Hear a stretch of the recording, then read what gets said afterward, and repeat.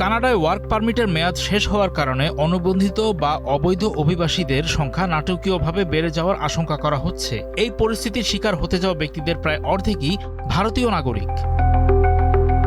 সংবাদ মাধ্যম হিন্দুস্তান টাইমসকে দেওয়া এক সাক্ষাৎকারে ইমিগ্রেশন কনসালটেন্ট কানওয়ার সেহরা জানিয়েছেন, immigration, refugees and citizenship Canada IRCCর তথ্য অনুযায়ী 2025 সালের শেষ নাগাদ প্রায় 10,53,000 ওয়ার্ক পারমিটের মেয়াদ শেষ হয়েছে। 2026 সালে আরও 9,27,000 পারমিটের মেয়াদ শেষ হবে। ওয়ার্ক পারমিটের মেয়াদ শেষ হলে সংশ্লিষ্ট ব্যক্তিরা তাদের আইনি মর্যাদা হারান যদি না তারা নতুন কোনো ভিসা পান বা স্থায়ীভাবে কানাডায় বসবাসের অনুমতি পান।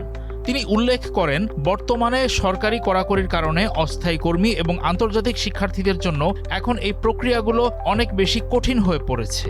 এক্সট্রিম মশার কয়েল প্ল্যান্ট ফাইবার দিয়ে তৈরি, ডেঙ্গু, চিকুনগুনিয়া বাহি সহ যে কোনো মশার বিরুদ্ধে দেয় এক্সট্রিম সুরক্ষা।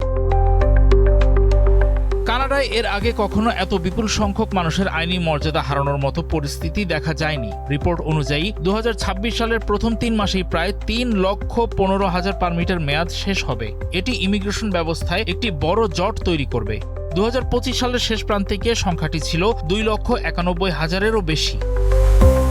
2026 সালের মাঝামাঝি নাগাদ কানাডায় প্রায় 20 লক্ষ মানুষ আইনি কাগজপত্র ছাড়াই বসবাস করতে পারেন বলে ধারণা করা হচ্ছে। তাদের মধ্যে প্রায় অর্ধেকই সম্ভবত ভারতীয় হবেন।